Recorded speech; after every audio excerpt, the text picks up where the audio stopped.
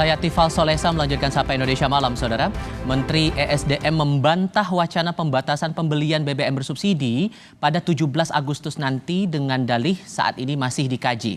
Wacana pembatasan pembelian BBM bersubsidi diungkap Menko Marves Luhut Binsar Panjaitan melalui akun Instagramnya yang kini unggahannya sudah tidak ditemukan lagi. Menteri Koordinator Kemaritiman dan Investasi Luhut Binsar Panjaitan menyebut pembatasan BBM bersubsidi akan dimulai 17 Agustus 2024. Luhut menyatakan pembatasan ini dilakukan agar BBM bersubsidi menjadi tepat sasaran. Hal ini diungkap Luhut melalui akun Instagramnya meski saat ini unggahan itu tidak ada lagi. Nah, ini sekarang lagi diproses dikerjakan oleh Pertamina.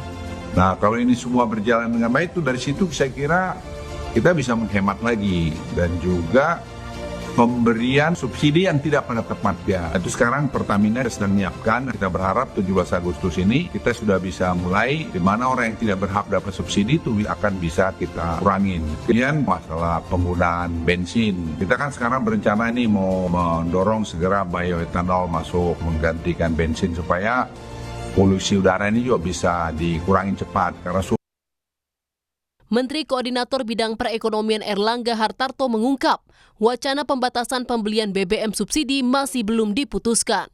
Erlangga menyebut hal itu masih akan dikaji. Pembatasan BBM pada 17 Agustus kita akan rapatkan lagi. Belum menunggu revisi Perpres 1. Ya. Kami kutip dari Kompas.com, Menteri ESDM Arifin Tasrif justru membantah pembatasan pembelian BBM bersubsidi pada tanggal 17 Agustus nanti. Arifin menyebut saat ini pemerintah sedang mengkaji data terkait BBM bersubsidi dan dikaji di antara 3 menteri. Direktur Center of Economic and Law Studies Bima Yudhistira menyebut wacana pembatasan subsidi energi adalah siklus setiap pergantian presiden. Bima menyebut alokasi BBM bersubsidi biasanya diturunkan untuk memberikan ruang APBN bagi pemerintahan berikutnya. Jadi ini untuk memberikan ruang APBN yang lebih besar bagi pemerintahan berikutnya untuk melakukan program-program yang membutuhkan dana yang sangat besar. Ada makan siang gratis, kemudian ada food estate, dan juga program-program terkait dengan infrastruktur, program-program terkait dengan biodiesel, dan lain sebagainya. Nah, ini yang membutuhkan anggaran besar, sementara saat ini anggaran APBN itu sangat-sangat tertekan. Bahkan diproyeksi defisitnya bisa sampai 2,7% di akhir tahun.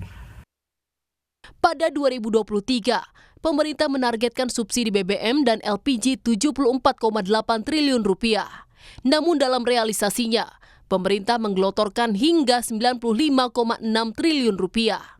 Sementara di 2024, pemerintah menggelontorkan 113,3 triliun rupiah untuk subsidi BBM dan LPG dari total 186,9 triliun rupiah untuk subsidi energi.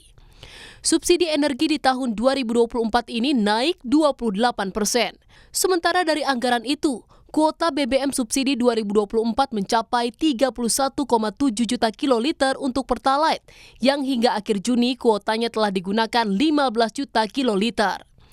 Adapun untuk solar, kuotanya dianggarkan untuk 19 juta kiloliter, yang hingga akhir Juni telah digunakan 8,8 juta kiloliter. Kementerian ESDM pada tahun 2024 menaikkan subsidi BBM, LPG, dan listrik menjadi 186,9 triliun rupiah. Namun data penerima manfaat menjadi persoalan karena saat ini BBM bersubsidi masih bisa dibeli oleh masyarakat umum.